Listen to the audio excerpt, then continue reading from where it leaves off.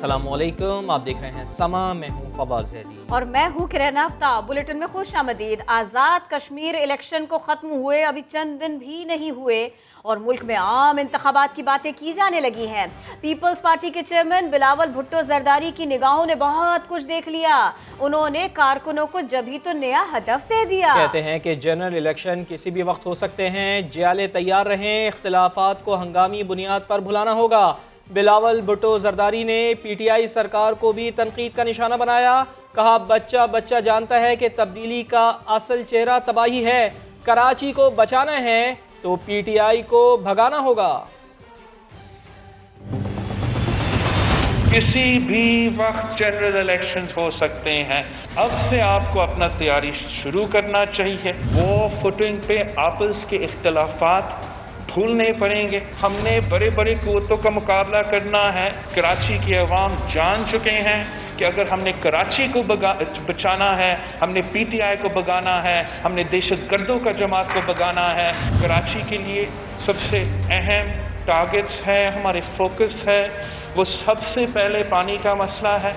खान साहब ने यहाँ आके इलेक्शंस में वादा किया था कि कराची की पानी के लिए वो डिसैलिनेशन प्लांट लेकर आएगा। आज तक खान साहब ने एक कतरा का इजाफा नहीं किया है। जहां हमने हिसाब लेना है, जहां हमने हुकूमत को तख्ताएं देना है, वो बेरोज़गारी, महंगाई और गुर्बत पे जिस तरीके से ये PTIMF की मुआशी पॉलिसीज़ की वजह से पाकिस्तान के अवाम डूब रहे हैं, आपने उनकी आवाज़ बनना है। इंशाअल्लाह ताला मुझे नज़र आ रहा है कि अगले हुकूमत पाकिस्तान पीपल्स पार्टी की होगी। पीपल्स पार्टी को आम इंतखाबात की तैयारी सूझ रही है और मुस्लिम लीग नून ने तो आज़ाद कश्मीर इंतखाबी नताइज के खिलाफ एहतजाजी तहरीक चलाने का ऐलान कर दिया है। कहा, तहरीक पूरी कुव्वत के साथ मरहला वार चलेगी। धांधली के शवाहिद के लिए फैक्ट फाइंडिंग कमेटी बनाने का फैसला भी कर लिया गया। इंतखाबी नताइज से मुताल्लिक इजलास के एलामिये में कहा गया कि इंतखाबात में हुकूमती मदाखलत पर भरपूर मुज़ाहमत की जाएगी। मुस्लिम लीग नून को 5 लाख वोट हासिल करने के बावजूद धांधली से हराया गया। इस अमल से कश्मीरियों की हक़ खुद इरादियत की तहरीक मुतासिर होगी। राजा फारूक हैदर ने कहा, आज़ाद कश्मीर के अवाम के हक़ राय दही पर डाका किसी सूरत कबूल नहीं करेंगे। इंतखाबी नताइज के खिलाफ तहरीक में पार्टी की मरकजी क़यादत भी साथ होगी। पाकिस्तान ही नहीं, बैरून मुल्क मुकीम कश्मीरियों के पास भी अपना मुकदमा लेकर जाएंगे। इजलास में इलेक्शन कमीशन आज़ाद कश्मीर की नाक़िस कारकर्दगी की मजम्मत भी की गई। आज़ाद कश्मीर में वज़ारत उज़्मा का ताज किसके सर सजेगा? मुशावरती अमल में तेजी। इमरान खान ने 4 उम्मीदवारों के इंटरव्यू कर लिए। हतमी नाम के ऐलान से पहले मजीद मुशावरत का फैसला किया गया है। इस्लामाबाद से रिपोर्ट कर रहे हैं अब्बास शब्बीर।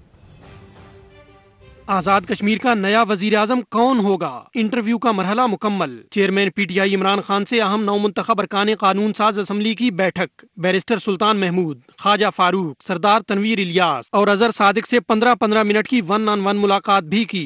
सयाहत, पन बिजली, मादनियात, सेहत, तालीम और तरक्याती कामों से मुताल्लिक विजन दरियाफ्त किया। 4 उम्मीदवारों ने अपनी तरजीहात वजीर आज़म इमरान खान के सामने रख दी। मुलाकात के बाद मीडिया से गुफ्तगू में इंटरव्यू देने वालों का कहना था कि पार्टी चेयरमैन के फैसले पर सरे तस्लीम खम करेंगे।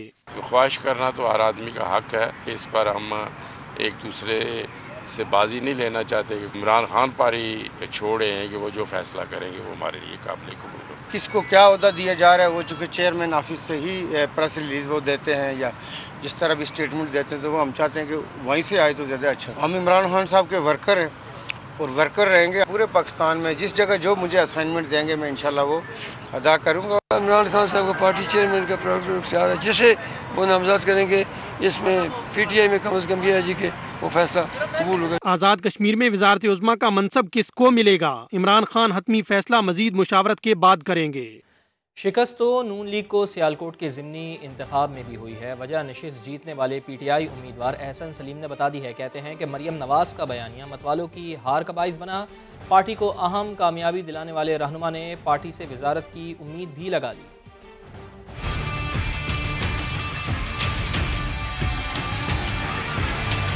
नून लीग का बयानी आप देखें, वो 25 जुलाई को जो आज़ाद कश्मीर का इलेक्शन हुआ उसमें भी लोगों ने मुस्तरद कर दिया और वही 3 दिन बाद PP 38 की अवाम ने उनका ये बयानिया। क्यों? पाकिस्तान गद्दार उनके बयान और मरीम नवाज़ की कुछ तकरीर और जो वो पिछले एक बयानियों को लेके आगे चल रहे हैं, मैं समझता हूँ वो एक मेजर रोल उसी ने प्ले किया कि नून लीग को जो ये शिकस्त का सामना करना पड़ा।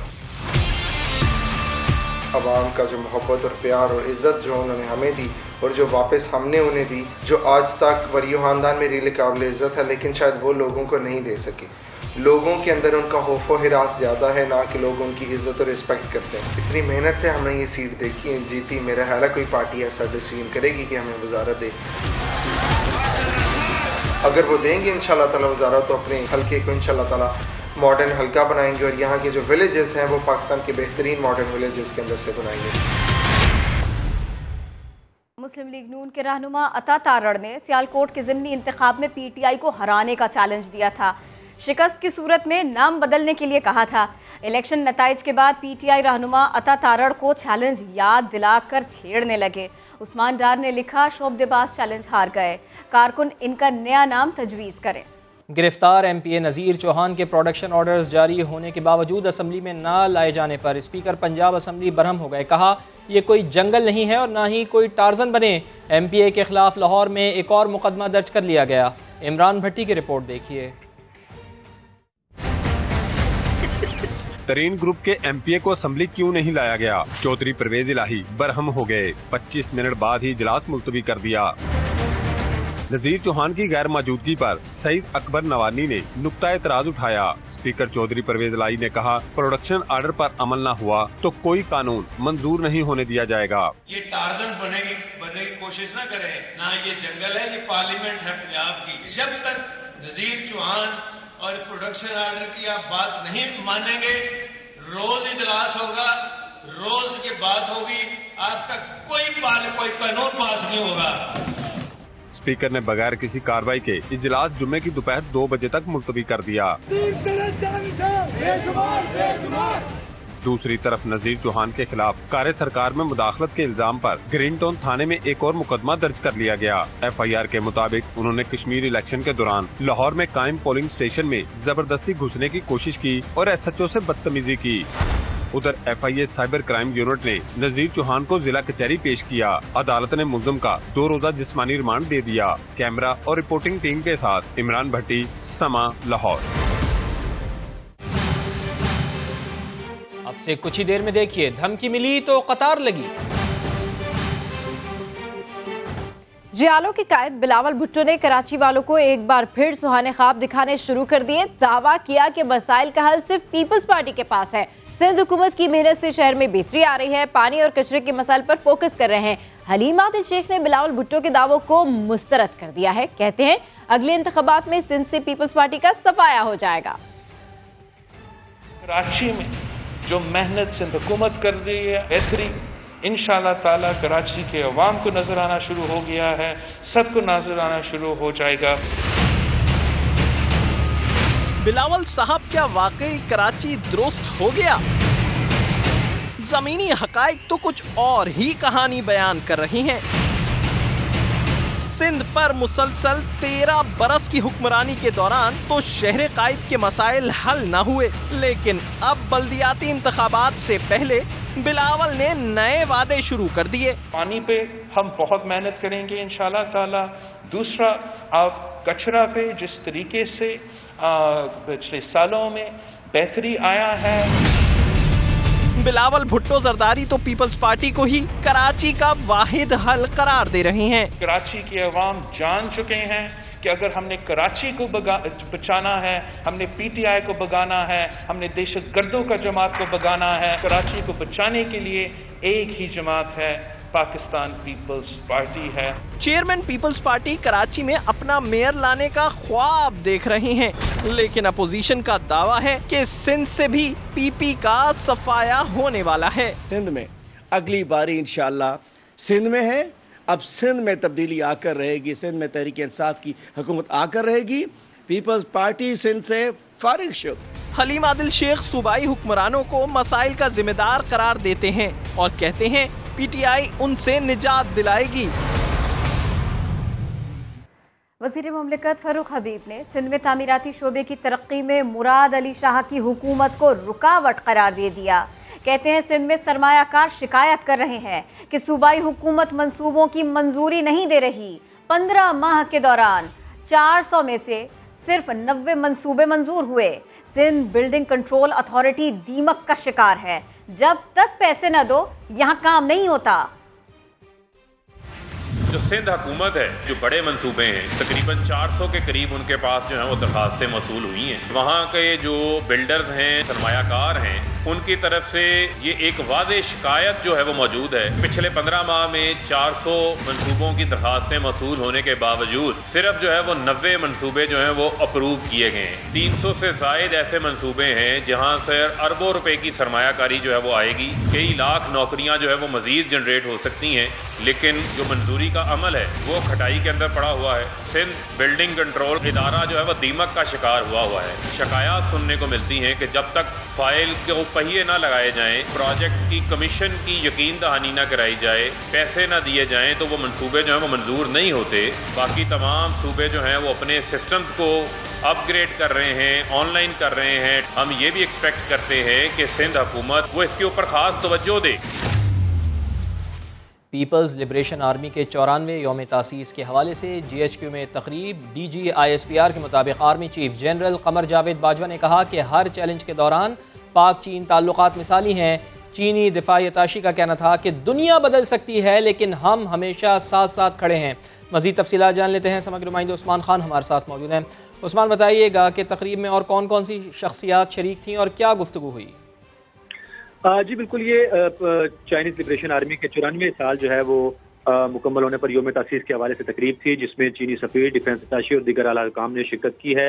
आर्मी चीफ ने दिफा, सिक्योरिटी और नेशन बिल्डिंग में PLA की जो क़यादत को सराहा है। पाकिस्तान और चीन के मुनफरिद इंतहाई करीबी ताल्लुकात हैं। आर्मी चीफ का कहना था कि हर चैलेंज के दौरान पाक चीन ताल्लुकात मिसाली नौयत के रहे हैं। बाहमी शराकतदारी इलाकाई अमन इस्तेहकाम के लिए इंतहाई अहम है और माजी और हाल में हर चैलेंज में हमने एक दूसरे का साथ दिया है।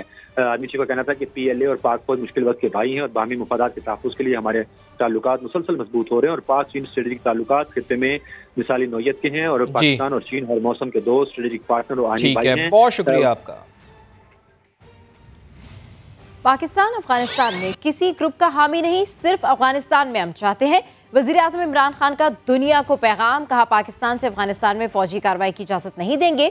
मकबूजा कश्मीर में एकतरफा इक़दामात वापस लिए जाने तक भारत की सहफरी की अफगान अमन में शमूलियत काबिल कबूल नहीं।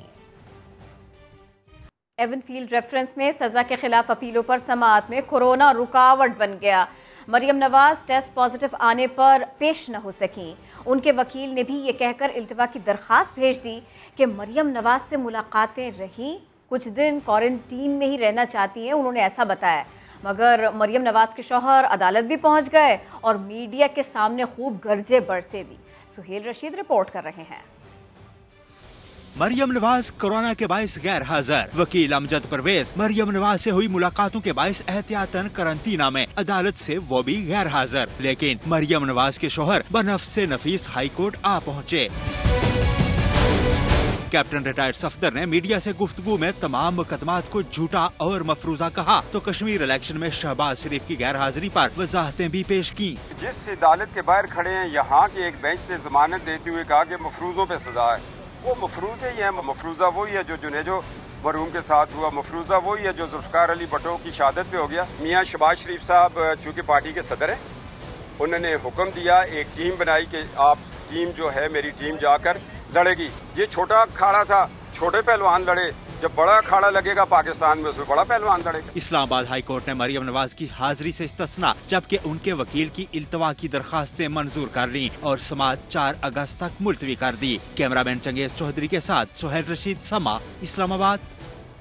कराची में कोरोना वैक्सीन लगवाने के लिए शहरियों की बड़ी तादाद एक्सपो सेंटर पहुंच गई। जिलाई वैक्सीनेशन मराकज़ पर वैक्सीन की किल्लत भी होने लगी। हुज़ैफा खान की रिपोर्ट। भारतीय वेरिएंट डेल्टा का खौफ या मोबाइल फोन्स की सिम्स बंद होने का डर। कराची में कोरोना वैक्सीन लगवाने वालों की कतारें लग गईं। बोल रहे थे कि सैलरी का मसला है, सैलरी के मसले में लगवाई गई। सिम बंद होने का भी खौफ है, सैलरी का भी मसला है। लोगों की बड़ी तादाद कराची एक्सपो सेंटर में कायम शहर के बड़े वैक्सीनेशन सेंटर पर पहुंच गई। खवातीन भी वैक्सीन लगवाने का इंतजार करती नजर आईं। रश इतना था कि वैक्सीनेशन के लिए आने वालों की हिम्मत ही जवाब दे गई। ऑफिस कुलीग के साथ हम लोग मिल के आए तो ये रश देख तो हिम्मत ही नहीं पड़ रही लाइन में लगने की, हजारों के लोग तादाद में आए। एक तरफ शहरी जौक दर जौक वैक्सीन लगवाने के लिए वैक्सीनेशन मराकज का रुख कर रहे हैं, तो दूसरी जानिब कराची के जिले मराकज पर कोरोना वैक्सीन की किल्लत भी रिपोर्ट हो रही है। जिले वैक्सीनेशन मराकज पर साइनोफार्म, साइनोवैक, पाकवैक और एस्ट्राजेनेका दस्तयाब नहीं। महकमा सेहत सिंध का कहना है वैक्सीन की सप्लाई जल्द बहाल कर दी जाएगी। सरबराह एनसीओसी ने मुकम्मल लॉकडाउन की मुखालफत कर दी। असद उमर का कहना है कि मुल्क को बंद करके वबा का मुकाबला नहीं कर सकते, दिहाड़ीदार तबके को इसकी भारी कीमत चुकाना पड़ती है। यकीन दिलाया कि वबा के फैलाव को रोकने के लिए सिंध हुकूमत की पूरी मदद करेंगे। कराची समेत सिंध भर में भारतीय वेरिएंट ने खतरे की घंटी बजा दी। मुल्क के सबसे बड़े शहर में मुकम्मल लॉकडाउन की बाज़गश्त सुनाई दी तो असद उमर ने वाज़े अंदाज में बता दिया, हम मुल्क बंद कर इस वबा का मुकाबला नहीं कर सकते। पूरे शहर हफ्तों बंद कर दें, ये इस मसले का इलाज नहीं है। उसकी कीमत जो है एक तो वो बहुत ज़्यादा हमारा जो कमज़ोर तबका है, जो दिहाड़ीदार है, उसको इतनी ज़्यादा उसकी कीमत अदा करनी पड़ती है। सरबराह एनसीओसी ने सिंध हुकूमत के इक़दामात को सराहा और मुकम्मल ताउन की यकीन दहानी भी करा दी। पूरी मदद देंगे सिंध हुकूमत को। ये जो भी हिदायत जारी की गई हैं, जो अहकामात जारी किए गए हैं, उनकी ज़मीन पे अमल दरामद के लिए मुआविन खुसूसी बराए सेहत फैसल सुल्तान का कहना है कि कराची समेत मुल्क भर में बीमारी बढ़ रही है।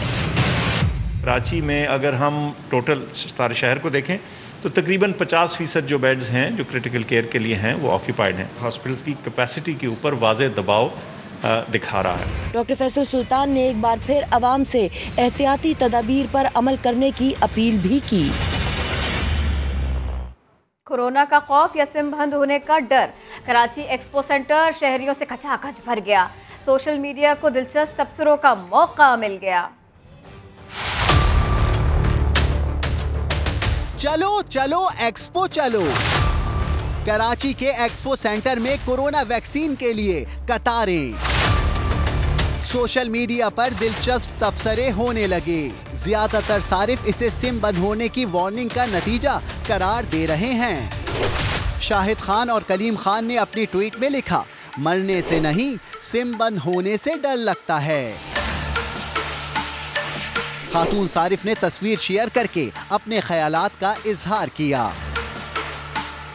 एक सारिफ ने लिखा, पाकिस्तानी वाहिद कौम है जो सिम बंद होने से सिर्फ डरी नहीं बल्कि मुकम्मल घबरा गई है। हैशटैग कराची एक्सपो सेंटर तेजी से ट्रेंड कर रहा है। सार्फिन अपने अपने ख्यालात का इजहार कर रहे हैं। वैक्सीन लगवाओ वरना घर बैठो। एनसीओसी ने कोरोना वैक्सीन ना लगवाने वालों से सख्ती के साथ निपटने का फैसला कर लिया है। 1 अगस्त के बाद वैक्सीन ना लगवाने वाले अफराद जहाज़ में सफ़र नहीं कर पाएंगे। असातिज़ा को भी पढ़ाने की इजाज़त नहीं होगी। 18 साल से ज़ायद उम्र के तलबा को भी 31 अगस्त तक वैक्सीन लगवाने की डेडलाइन दे दी गई है।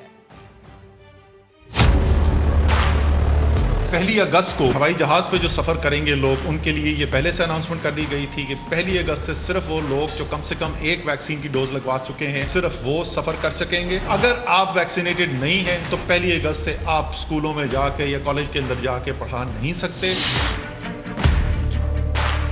वो ड्राइवर, कंडक्टर, हेल्पर, स्टाफ जो ट्रांसपोर्ट के अंदर बच्चों को स्कूल ले जाने, कॉलेज ले जाने की ट्रांसपोर्ट के अंदर काम करते हैं, 31 अगस्त से पहले वो वैक्सीनेट होंगे।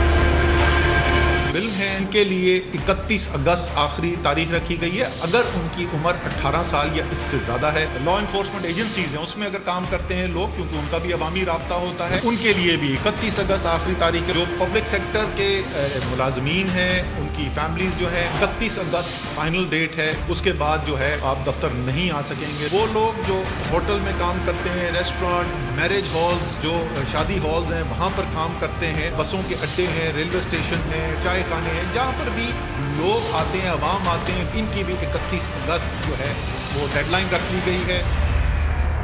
वज़ीर आज़म के मुशीर डॉक्टर इशरत हुसैन ने ओहदे से इस्तीफा दे दिया। मजीद बात होगी समा के नुमाइंदा खुसूसी अब्बास शब्बीर से। अब्बास बताइए खबर की तफसील। देखें, गुज़िश्ता रोज़ हमने खबर दी थी कि डॉक्टर इशरत हुसैन ने ओहदे से इस्तीफा देने का फैसला किया है। कुछ ऐसी चीज़ें हैं कारकर्दगी के हवाले से कि वो मुतमईन भी नहीं कर सके प्राइम मिनिस्टर को, तो अब वो इस्तीफा उन्होंने अपना वज़ीर आज़म ऑफिस भेज दिया है। वो मुशीर बराए इदारा जाती इस्लाहात काम कर रहे थे, लेकिन ताहाल वज़ीर आज़म ने आपने सिलसिले में अपडेट किया। FIA एंटी करप्शन सर्कल ने कार्रवाई की, बड़ी कार्रवाई की। इस सिलसिले में गिरफ्तारी भी हुई। मजीद बात होगी समा के chief crime reporter Ahmar Rahman Khan से। जी अहमर, क्या कुछ पता चल सका? जी बिल्कुल, FIA की एंटी करप्शन सर्कल है, वहाँ पर उसकी जानिब से कार्रवाई की गई है। शुगर सट्टा माफिया का एक अहम रुकन है। उनका ये दावा है कि ज़मीर अहमद को गिरफ्तार किया गया है, जो कि मुलजिम सोशल मीडिया ग्रुप के जरिए शुगर मर्चेंट के नाम से एक ग्रुप जो है वो चलाया करता था और जो चीनी की मसनूई कीमतों में इजाफे का रुझान जो है वो पैदा किया करता था मार्केट में। इसी इल्जाम में जो है वो मुलजिम को गिरफ्तार किया गया है। बहुत शुक्रिया, आपने अपडेट किया। और आज आपको अनदेखा पाकिस्तान में सैर कराएंगे ऐसे गांव की जहां बेशतर लोग पोस्ट ग्रेजुएट हैं।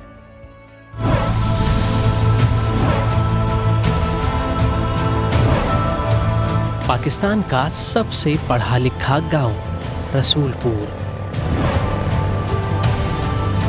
राजनपुर के इस गांव की आबादी 3000 के लगभग है और अक्सरियत पोस्ट ग्रेजुएट। रसूलपुर 1933 में हमारे बुजुर्गों ने आबाद किया था, जब उनको मौजा आदमगढ़ ने फ्लड की वजह से उनको माइग्रेशन करनी पड़ी थी, तो 1933 में यहाँ पर हमारा कस्बा आबाद हुआ।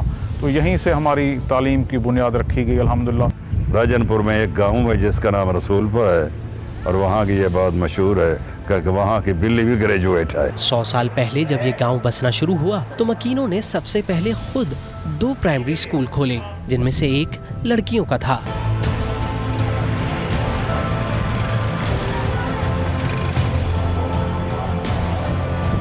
पढ़े लिखे जो भी स्टूडेंट है वो तकरीबन MPhil PhD है और हर फील्ड में काम कर रहे हैं।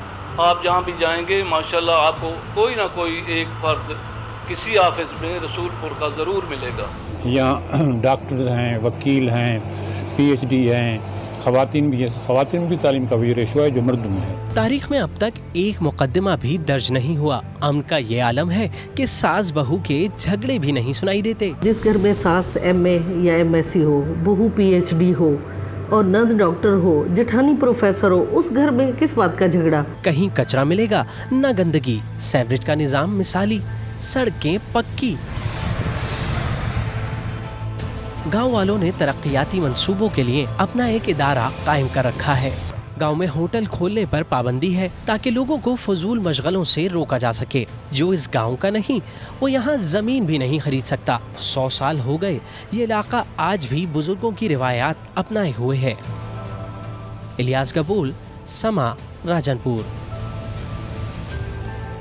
कराची के साहिल पर फंसे जहाज से तेल निकाल लिया गया। मजीद बात होगी समा के नुमाइंदे रिजवान आलम से। जी रिजवान, लहरों के बारे में भी बताइए, इस ऑपरेशन के बारे में भी बताइए।